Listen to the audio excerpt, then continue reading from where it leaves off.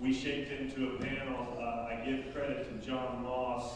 He and Maria Katanagi were participated in a panel on the American Horse Council, and they heard a similar type presentation.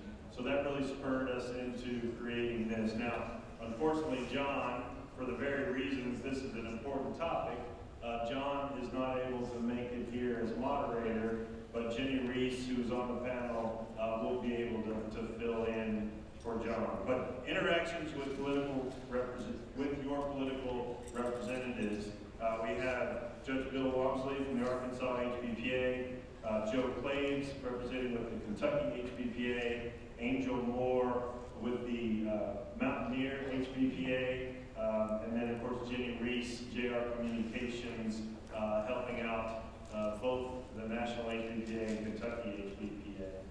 So I will turn it over to you guys, but I also want to make sure I thank our sponsors for this panel. The Minnesota HBPA, I know Mike and Pete are here. The Kentucky HBPA, Marty and Rick are here. And then the Alabama HBPA all helped us put this panel together. Thanks to Dr. Harrington and Nancy, who unfortunately aren't here, but we will turn it over to you, Jennie. Thank you. First, I guess this is working. The good news is that John, who is very organized, left some terrific questions, a sheet, so I'm going to be just sort of following that down. One thing that's great to me about this conference is how the panels interrelate. And I was thinking about yesterday's panels when you had the great keynote address by D. Lucas, followed up by the Steve Bick moderated panel that Ron McQuett was on, and Rick Hanley, but the idea of everybody in the industry doing their part, and yes, because we're being an ambassador for the sport. I think that carries over into this panel, that we have people like Joe and Angel that are so talented and good at representing their clients in the state legislature, but we also need the help of everybody. Everybody in this room, all of your members, and I think we found that out in Kentucky when David Bayer, the Senate Majority Floor Leader, who's not always been the biggest fan of the Kentucky HBPA, acknowledged that the horsemen make the difference in what was a surprisingly, I think, in a lot of people's mind, close outcome, where 40% of the legislators voted not to protect historical horse racing, which would have been the end of every track in the state that had not been protected, except for Keeneland and Churchill Downs. So that's what I think we're going to all probably really encourage you. But let me just start with Joe. Talk about that Kentucky experience and the difference that the horsemen were brought in on the late end of it, but the difference it made. Yeah, it was critical, and really what you were able to do on behalf of the HBPA, Kentucky HBPA, was put the faces of the horsemen, the individuals that do the work every day and that really make up the backbone of the industry. He put them in the first and foremost in the forefront. Oftentimes, these legislators, they see the same lobbyists all the time, represent multiple clients. Maybe they see those clients as those lobbyists as speaking for Churchill Downs or Keeneland or the major breeders in the state. So the HBPA's ability to sort of change that narrative was particularly effective. And early on in this process, Senator Thayer spoke to a rally at Keeneland. I think Eric remembers this as one of the reasons why this panel was thought of as well. He said that don't just show up when you need something.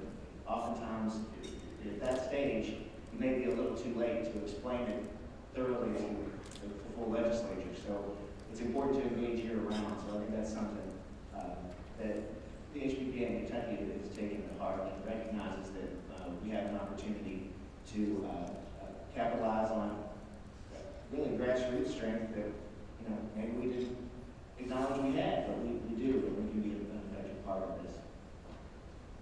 And Judge Walmsley, because you've been on the other side too, you've been in the state Senate. What would you, what are tips and advice you would give to our, our citizen lobbyists out there in the crowd on how to do their part to be an effective advocate for the industry that is their livelihood? Let me tell you first, no matter how good your lobbyist is, the most effective lobbyist for this industry or any industry that's trying to influence action on part of the General Assembly are the constituents of the legislator that you're talking with. I remember one time I represented Emerson Electric, and Dale Bumpers was one of the United States Senators from Arkansas, and I get a call from Emerson Electric's corporate headquarters, and the gentleman said, "We have a problem. The president of Emerson Electric, an international corporation, multi-billion-dollar corporation, cannot get appointments to see Senator Bumpers. How can we do that?" And I said, "I think it's fairly simple, but let me call the chief of staff or his office." We used the plant manager in Batesville, Arkansas, to set up an appointment with Senator Bumpers. He took along with him as a guest the president of Emerson Electric. Bumpers said, "I don't need to see the president of Emerson Electric. He's in St. Louis, Missouri. He doesn't vote for me." But John Atterbury, the head of that plant, he did vote for him, and that's how we got the appointment. So you need to keep in mind that you need to isolate members of your organization that are constituents of those legislators you're trying to get the attention and get the support of. So that's the most important second thing I think you need to understand is, while your issue is the most important issue in the whole world to you, it means damn little to the average legislator. He's dealing with a budget that may be $2 billion, and your part's $200,000. You're not going to get undivided attention. I never found that in small groups and small interests, it will with capital things. It took up too much time of the legislator who doesn't have enough to begin with. So those are two things that I think are extremely important. I was the head of the State Chamber of Commerce, the chairman of the board for a period of time.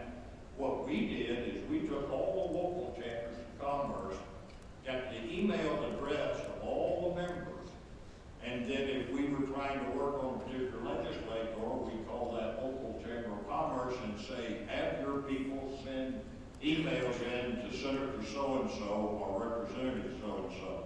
We can do that from the list of the owners and trainers that we get from the Racing Commission office. Those are the kind of things. Those are the basic things, I think. Yeah, well, just sort of as an aside, firsthand about the importance of having a constituent. Eric's done a masterful job going and seeing so many people in Congress, but how we got the appointment with John Yarmouth, who represents Louisville, was because I'm a constituent, so I got him in the great lobbying team that the National HBPA has. But the morning of the vote in the House on HB 120 in Kentucky, on the bill to protect historical horse racing, it kind of took a turn for the worse, and there was some fear the numbers weren't adding up. And so one of the legislators that they were concerned about happened to be my state representative, Mackenzie Cantrell.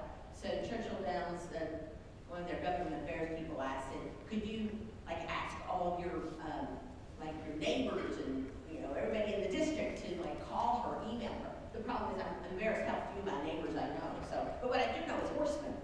And looking at it, I thought that Churchill Downs, the grandstand is somebody else's district, but part of the backside, including the HBPA office, is in Mackenzie Cantrell's district. So, and Ron and Tom probably both got emails from me. I went through my phone and asked, please make the point that maybe you're not in her district, but you work in her district. There's jobs in there.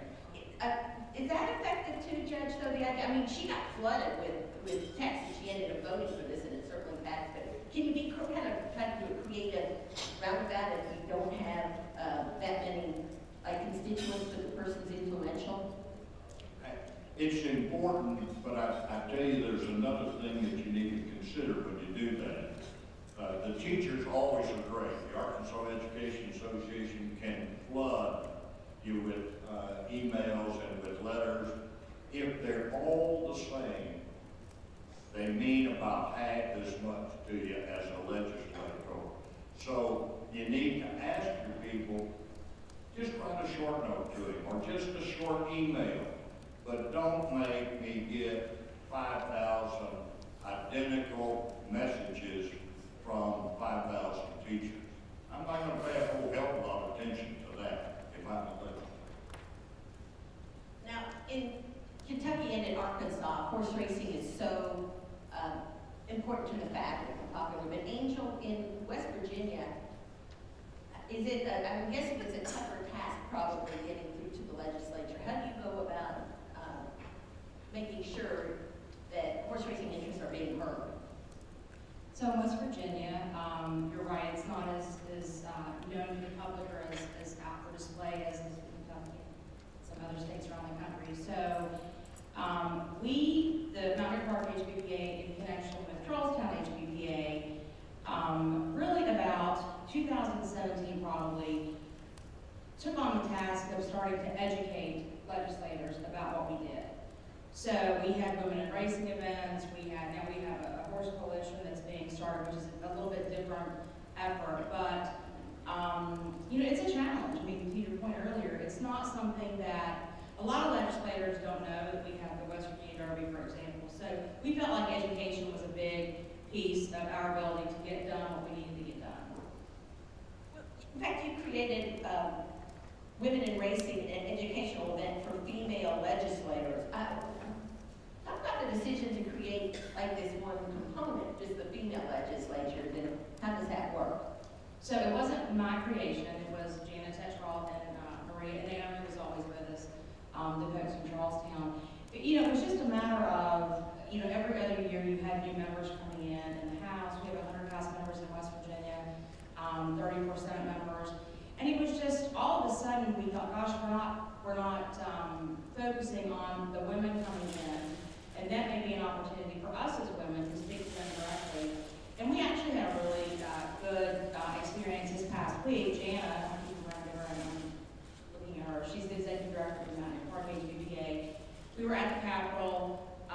One of the members, Jana was speaking about her experience with horses. One of the members asked her, tell us about why you're so invested in this industry. And so Jana went through her story of, beginning when she was a child, her love for horses, and her daughter shows now. And so the member, who is, sometimes not as user-friendly as we'd like for her to be, was very engaged and very encouraged, and actually said to Jana, you should tell your story every time that you can.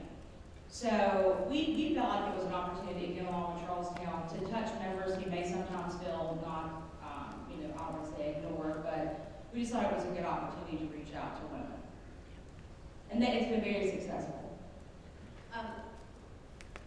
Joe, in Kentucky, I think a lot of people just assume all the legislators are very knowledgeable, but I think you have found that that's not necessarily the case. Talk about the process of educating legislators and leaving no stone left unturned how important, which is, I think, a lesson from the HB 120 is don't ignore the minority party, in this case the Democrats, because they could not have passed this, even though the Republicans had a supermajority without the support of the Democrats. So just because they're not in the majority now, don't think that you don't need them. You can expand. Yeah, and we're very fortunate in Kentucky that we have legislators that are involved in the industry directly or actively fans of the industry that are very knowledgeable about how all this works. And we're fortunate to have those legislators in key spots, whether it's the speaker or the floor leader on the Senate side or chairman of the two key license and occupation committees in both houses. So getting to them and getting them to understand what's going on is pretty simple. The problem is they've got to be able to sell this to their own caucus members, and that's where the education does have to take place. And, again, many of these other legislators don't know anything about race, don't know anything about breeding, don't know anything about the industry at all. So, unless you're doing your advanced homework, in Kentucky we have a 3-month session, generally 2 or 3 month session in the spring, from January to April. The rest of the year, there's a lot of work done in these interim committee meetings throughout the year that are scheduled, and that's where a lot of discussion of legislation that's going to be coming down the pike next year is done. A lot of that work and a lot of that testimony. So it's important that you're, engaging year round and being in contact with your legislators as individual representatives of the associations in a year-round capacity and helping them, not showing up during the session when everybody in the state is there trying to get some time with the legislator. Here's another person trying to get a message to them or trying to get an appointment with them. Have those conversations and appointments, outside of the session in our case. And, you just don't want to show up and need something when there's trouble. You don't have time to explain all the time when you reach that point. And I think that's where we did have a little bit of blind spots in the industry, not to blame any one particular industry association in Kentucky, but I think after, a number of victories over the past few years, and, HHR being the success that it has been for us, there was some complacency. None of us anticipated this court action that called it all in question. Really, in a lot of ways, out of the blue. Everybody, these huge companies, or Churchill Downs and others, are investing millions. Surely they're smart enough to know not to risk millions of dollars of investment on something that may not happen. So, when we had this, surprise court ruling, it was all hands on deck, and we had to reinvigorate what a grassroots network coalition that, to some degree, had suffered some atrophy. So, it's really something you've got to work at all along. And even on a personal level, being involved in your local Rotary clubs and things like that. To be that ambassador, much like Shelley from Best Buy. These legislators are people too. Invite them to the launch. Invite them with their kids and spouses if they want. Because they'll get the passion. They'll feel the passion. And we think Ron McQuaid ought to name a horse Best by Shelley after that wonderful story yesterday. But I think one of the things that was very effective in the Kentucky legislature was putting real people's faces out there and making the point that we did a social media campaign on this, and we got videos of people talking about what would happen to their families and what racing meant to them. But if HHR was allowed to not exist anymore, how devastating it would be to their families. And it was like, in America, we're not the sport of kings. We're the sport of real families, like, make their livelihood in horse racing, like, blah, blah, blah, and we had to think. So that's one thing that your members all have. They're real people, and they're real faces, and I think that's important. And so, Angel, how do you go about rallying the horsemen to get involved? So in West Virginia, we may be unique to some of the other states. We have 2 HBPAs in West Virginia. We work very closely together. And so we encourage our members to come to the Capitol. We got involved a couple years ago. We always do the Tourism Day to the judges' point. Sometimes those are effective, sometimes they're not. We get involved with the Agriculture Day. But we try to reach out and get, we try to grab the veterinarians, the ancillary businesses that relate to the industry that sometimes we don't think about. And I know everybody in this room probably spends a lot of money at their local automobile dealership for trucks. And so those folks, although they're difficult because they have their own issues, to the extent we can, we try to get as many businesses involved at the Capitol. And like you said, we're not the sport of kings. I know that that's something that we struggle with in West Virginia. People think, oh, they own thoroughbreds, they have money.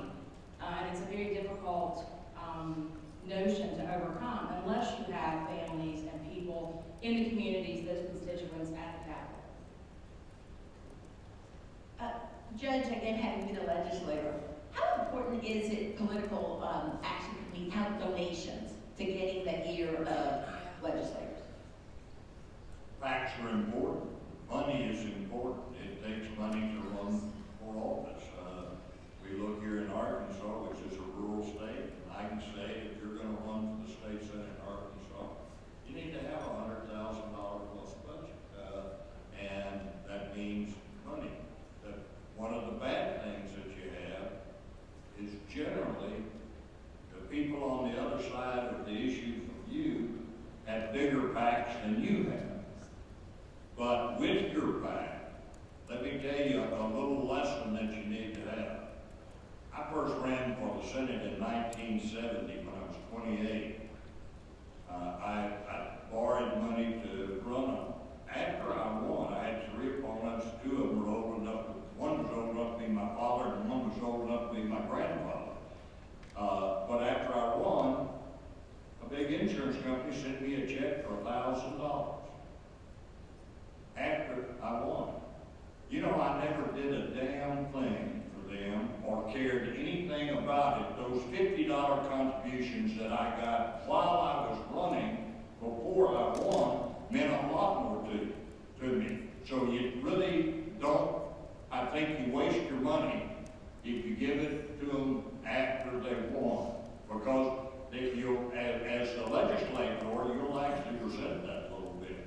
Another way I think that you really can accomplish something, if you're a state that has multiple racing sites and you race most of the year, get your legislators in those areas where racing is active, where they've got constituents that are there to form and help them form a thoroughbred racing caucus.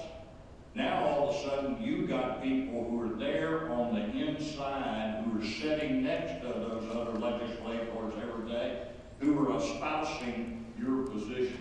So that's vitally important. We wouldn't have this building right here today, or that cash cow that we have up there on the second floor in that casino, if Oakland and the HBPA and West Memphis, the dog track and the dogman, if we hadn't put together the money to do a major economic impact study, which we called an agricultural impact study. That sounds a lot better than racehorse impact study. So we did that study, and it showed that it was millions and millions of dollars and thousands of jobs in Arkansas that were affected, and we were dying because we didn't have the revenue from what ended up being the casino. And guess what? We'll give away $650,000 a day this year, this race meet, and 85% of it comes out of that casino. Is that healthy? No, but it's a fact of life, and we have it at least now. But when we get fixed odds wagering everywhere, we're going to change that paradigm, right? It's going to be on. But no, it made me think listening to Michelle Fisher's panel that, Joe, man, we need to go talk to Adam Koenig, who's one of our, he introduced the sports betting bill about, the idea of, making sure horse racing, and Adam, he's a big fan, and he knows the jobs involved and everything. But moving on, is it important to make a contribution, even if it looks like the guy is 1 to 9 to be reelected? Is that money still important to show them some love? I think not only contribution, but I also think that get out and help that candidate who supports you to get elected, because it's not going to do any good if we can't win. So you got to help him get elected, and we don't do a real good job of that. Angel, do you have thoughts on that? Yeah, I was just thinking as the judge was talking, we had, and talking about getting the horsemen involved with the campaigns, we had a governor's race a couple of years ago. We have a very business-friendly governor. We have a very, he's very supportive of the horse industry.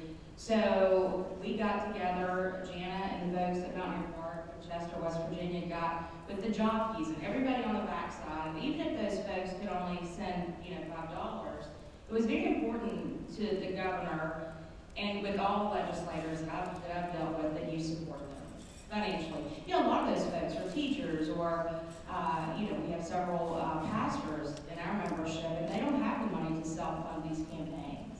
Now, unlike the judge, I've never had a legislator look down on a check, but, and we actually have folks in West Virginia that'll ask for debt reduction help, which we've done that. But I think it's very important. And I would add too, I think the judge is absolutely right. Be involved in these candidates, the ones that are important to you and represent you well. Maybe they're not going to be with you 100% on every issue, but if they're partner with you and supporting this, be a partner with them in making sure they stay in office. Be involved in their primaries. Many times in districting the way it is, you know, oftentimes primaries are the actual election. General elections are meaningless in some places. So, you know, get in early and be there and be a strong supporter and stand shoulder to shoulder with them, including door knocking, whatever you can do that you can. So, and individual contributions are every bit, and for constituents in particular, are every bit as important as PAC. Joe and I do well, we've been doing for 12 weeks, a fill-in racing show on Fridays on ESPN 680 in Louisville that the Kentucky HBPA is the presenting sponsor. And when the board, which was very enthusiastic about this, but they were very also interested in, let's use part of this to show love for these lawmakers that have shown us love. And so it's kind of been like this, almost this thank you tour. We have a different legislator every week, but I think it's been really well received. And it also showed the public these people, these lawmakers as people. Right, and that's one of the things we wanted to connect with our listeners on, that these are legislators that they're people and, you know, get to know their personal side of them and understand their interest in the industry, what it may be, whether they're, you know, betters from time to time, whether they're horse owners themselves or breeders, even Representative Matt Cook. But, you know, we were able to help get some earned media for these guys, for some of the guys and gals that have been on the show, and you know, promote them a little bit. And that helps too. And that's an in-kind contribution in a sense. And they appreciate that effort. So it has been very well received with you know, our good friends that have joined us during this season. What about for any of the panels? What about trying to win over somebody that actually just votes against you? Is that just a waste of time, or is it worth the effort to try to somebody that's just anti-gambling, for instance? Yes, it's worth the time if you're willing to compromise too. We all have to remember this country and every state in this country is a representative democracy. And it means that it lives on compromise. Very seldom does everybody get everything that they want. I remember we had a leader of the AFL-CIO in the 1970s during the part of the time I was in the Senate. And boy, if you weren't with him every time, you were an enemy. Well, he lost everybody because when I was there, I might cast 10,000 votes during the course of the legislative session. And I ain't going to be with anybody every time. And that's just the way it turns out. We, for instance, here, how many of you ever had a pari-mutuel tax on your racing? Arkansas had one of 6%. 6% of the takeout was taxed, the state tax. Well, when we started getting hit by the casinos in Shreveport, Tunica, and we started going down, we came up with the idea, along with Oak Lawn and Southland, the dog track, to try to get the 6% pari-mutuel tax repealed. Half of it would have been going to Percy's, and half of it would have been going to Oak Lawn. God, we got over there, and they said not no, they said hell no. And so we went and we asked, why? They said, Charles Sella has already got more money than God, and we're not giving him any more. We thought about it a little bit, and we came up with a compromise. Charles Sella's share of the money will go into a special account for capital improvements. The only way he can use it is spend it on capital improvements right here in Hot Springs, Arkansas. And as a safeguard, he can't do that unless the racing commission approves the project and the amount of money. It passed like that because they knew that Charles's hat was going to go for capital investments here, paying people for doing work here. And so we found a compromise. And you quite often, particularly when you're dealing with an industry as small as ours, you quite often have to be willing to compromise. Don't get mad at your legislator if he can't do all the things you want. Sometimes half a pie is a hell of a lot better than none. I'll go through some of the questions that John had. How important is, we touched on this a little bit, but how important is the grassroots engagement, Joe and Angel, for helping you all do your job? It's very important. So I'm sure that, you as well, sometimes we have multiple clients. And so having the folks on the ground involved is extremely important. It's, sometimes these fights are very narrowly issue specific.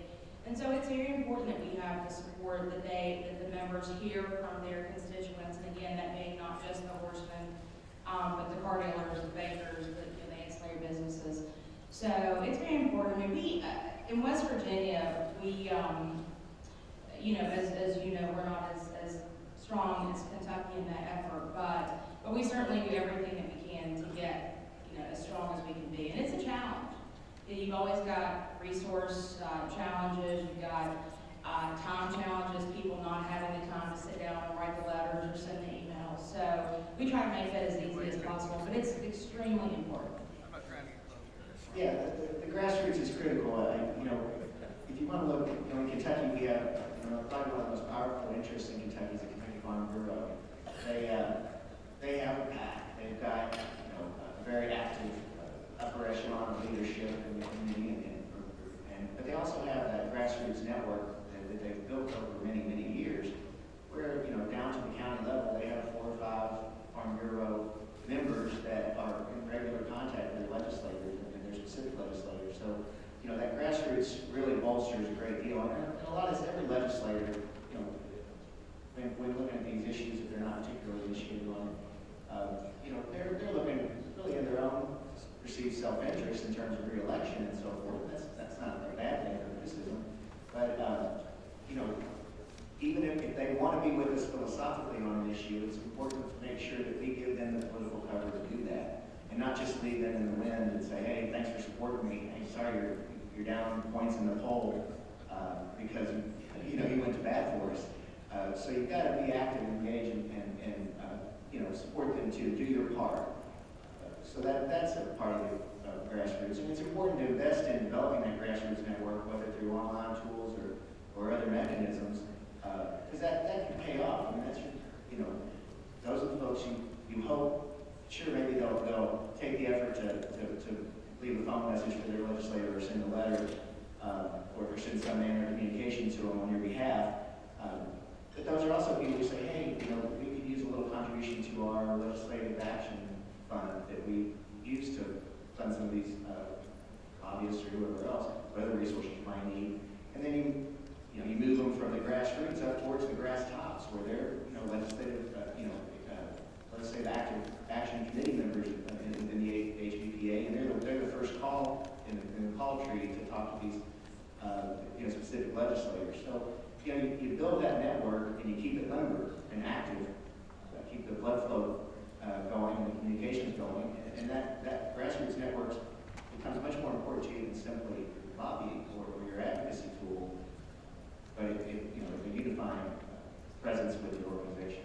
Well, you mentioned year-round engagement. What are some of the ways that HBPAs and using their membership, using the horsemen, can engage year-round with effective ways with legislators?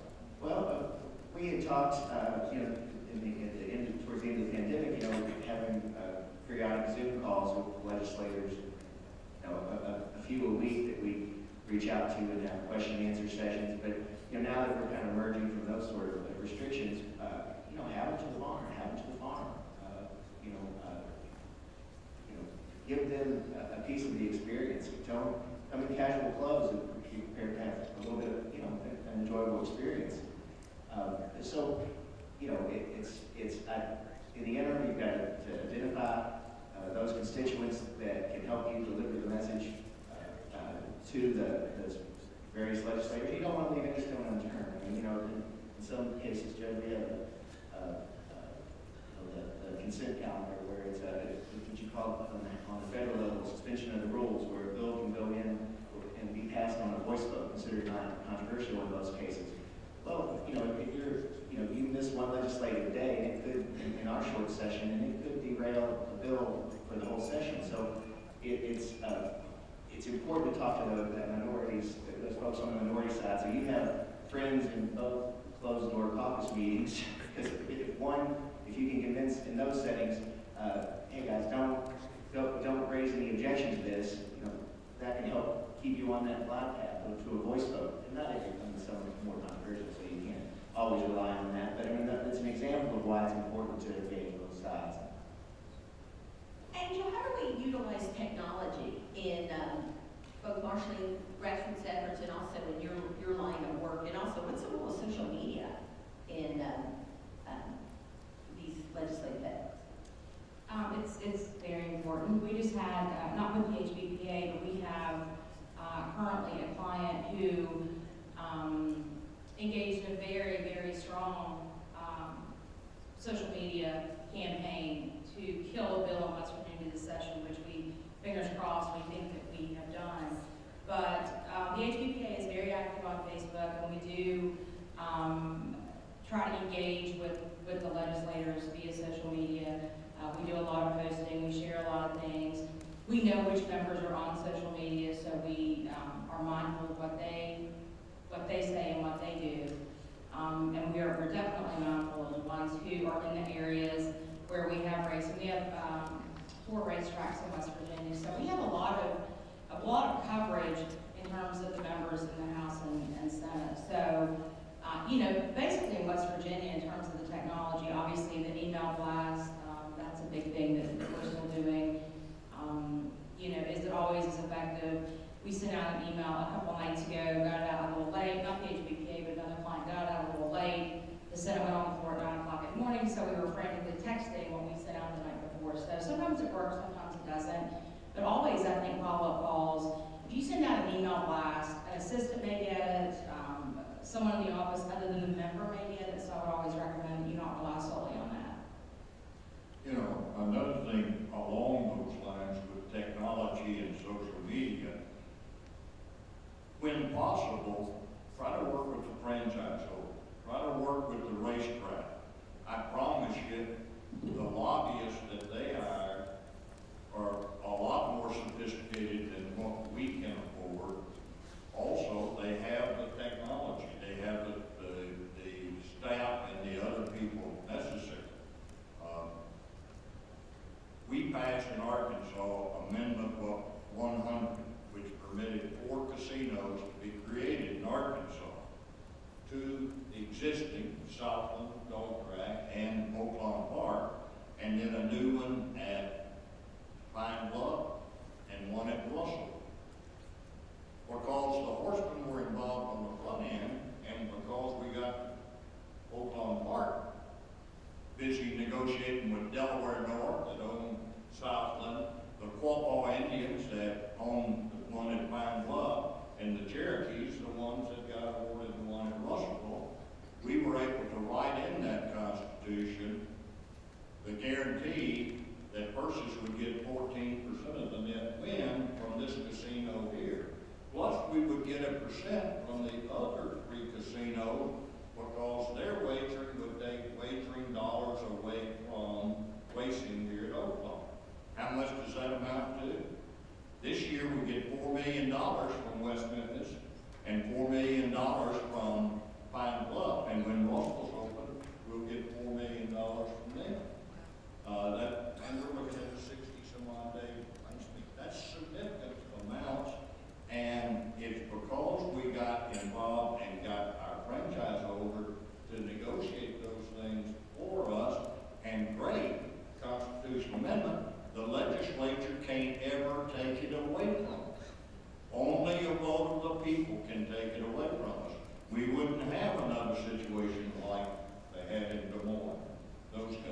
So that, and again, that all came about because of coordination between Oaklawn Park and the Arkansas HBPA.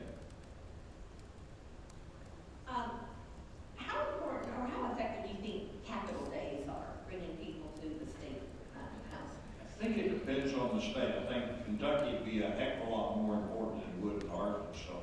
In Arkansas, we only have one racetrack. We only race from now December until May. And the rest of the time, we're not racing, so it's a much smaller part of in the environment and the atmosphere in Arkansas. In places like Louisiana, I think it'd be much more better. So I think you got to look and see how much of a part are we really to the overall community in our state.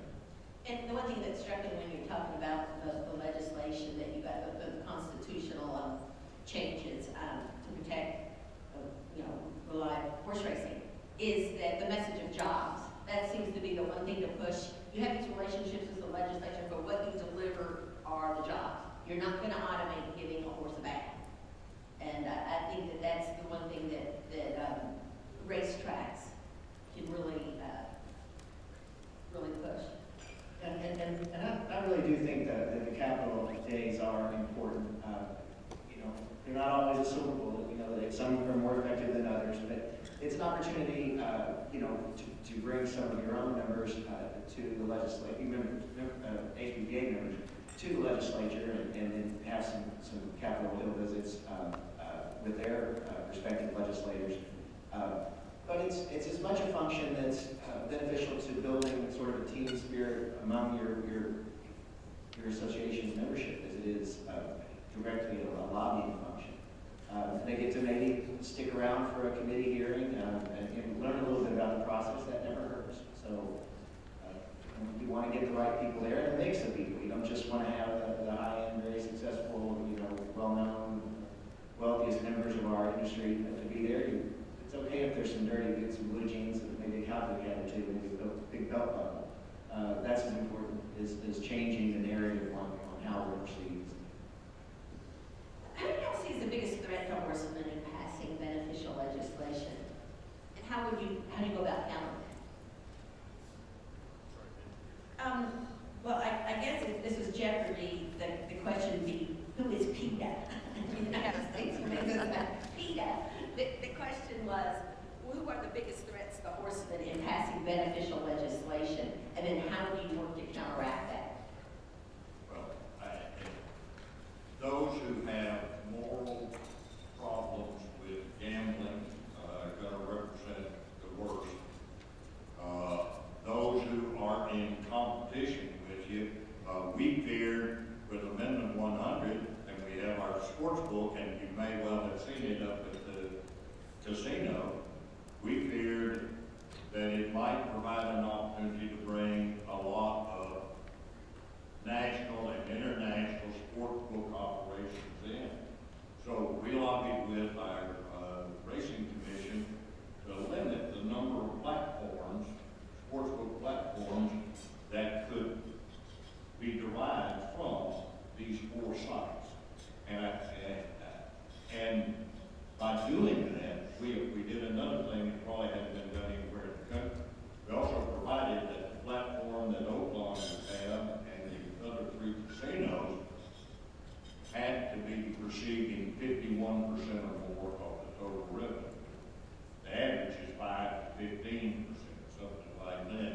So it discourages that type of competition. But you're looking at other people in other aspects of gambling. You're looking at those who have social, religious, moral problems with it. And that's where your general opposition is. Here in Hot Springs, when we got Sunday racing, we had to agree with the churches in town that we wouldn't start till 1 o'clock Sunday. Let them get over to church. And so I think you try to compromise with those opposing interests. And we did it with the religious group in Arkansas by saying, look, we're going to limit the sites where casino gambling takes place to only 4 locations in the state. Won't be any more. And with Oaklawn, with Delaware North and Southland, with the Quapaw Indians and the Cherokee Indians, you're not gonna see many groups come in and try to initiate constitutional amendments to get additional ways. So I think we protected with that. And again, we made the arguments that we could make to try to at least blunt that opposition as much as we can. Angel, you have thoughts on that? Yeah, so in West Virginia, we had those same types of issues back when, I guess in the 80s, when the casinos and the racetracks joined. The horsemen in West Virginia, that's kind of goes back to the education piece, that we try very hard to let the members and the public know that we love our animals, we don't abuse them, we're very mindful of their health and safety and welfare. In West Virginia, that issue comes up more so with dog racing than it does with horse racing, and so that sometimes bleeds over to the horse racing industry, but we're always very mindful of those types of opposition. And in Kentucky, you know, PETA, HSUS, they're really just simply not, they have very little clout in Kentucky. So we have the biggest problems with group, family foundations, probably the most notable group there. And, you know, this goes back to this, don't leave any stone unturned. A few years back, we were trying to get legislation passed to remove sales tax on horse feed supplies equal to that same exemption that the cattle and livestock, the livestock interests have, and on production inputs. So, you know, my own legislator happens to be one, at the time, was one of the key people, supporters of the family foundation. So he's adamantly against most anything we ever went to ask for. But just, you know, extra caution. I went ahead and sent in my message through our online tool, a personal message saying, you know, I'm in the industry and I support this and this is important. He responded back, and, you know, despite being what many perceived as, you know, our mortal enemy, he was able to support that sales tax exemption because he felt like, well, it's only fair. You know, these are production inputs and stuff. And it wasn't related to gambling. So, you know, don't assume too much, and don't assume somebody can't be your friend on some other issue. So. I see the music's about to start. I don't know if there's any questions or if you all have final thoughts. I know lunch is in the wings. I would say, as just a final thought, I would encourage everybody to be engaged with the association, with your, also the National Association, but it's really important to be prepared, knowledgeable on the issues. I know that, you know, people get busy and we kind of live in a bubble of this stuff. We kind of live and breathe these types of things, but for just the normal horsemen and the ancillary businesses, it's really important that you guys stay engaged, and to the extent you can, you know, take your legislator in your area to lunch. Like someone said, don't always wait to see them when you need something. Sometimes those no-ask meetings are more valuable than anything else you can do. I would close by saying what I would do and what I will do in Arkansas is I'll contact the National HBPA, and I'll be contacting Eric and say, help me set this up. Help me, show me how this can be done. And you've got internally, through your national organization, a great resource for you. What you have to do is call Yeah, and that's very important. You know, this is all part and parcel to what many of the panels were talking about yesterday, as we stated. You know, it's the same outreach, it's that same being an ambassador. Apply that same exact strategy to your legislators, because they're people too. And again, Judge makes an excellent point. Eric can be a fantastic resource and really a clearinghouse, getting the good best practices from what happens and what's worked in each individual state, and sharing those secrets with the rest of us. So Eric, I think this is maybe where we make the pitch to get the National HBPA a big like voter voice account that they could share with affiliates that you can, when you need to marshal those emails that Judge Walmsley says relate to the That will be passed around later. If I can say one more thing really quickly, to the point about the National HBPA being helpful, actually we have an issue that we fought.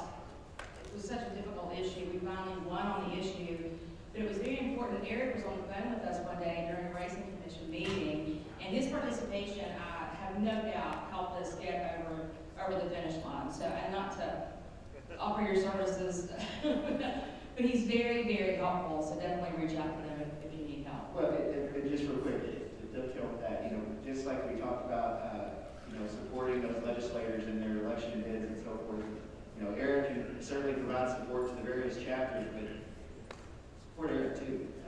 He needs that, at a federal level, not just we deserve it, but it's an effective tool for us in Washington, and if he can call on you guys to help get to members in the House or Senate, that's an important capability for him to have. Yeah, thank you for that, Joe. Just real quick, I don't want to get, but that is a point that I've learned. It is very important for federal representatives to hear from constituents. So yes, when I reach out, it may just be a simple email, but it actually makes a big difference.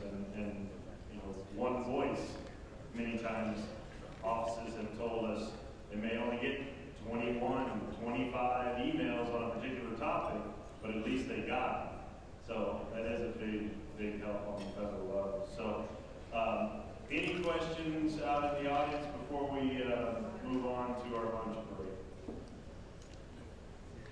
Good. Well, thank you guys very much.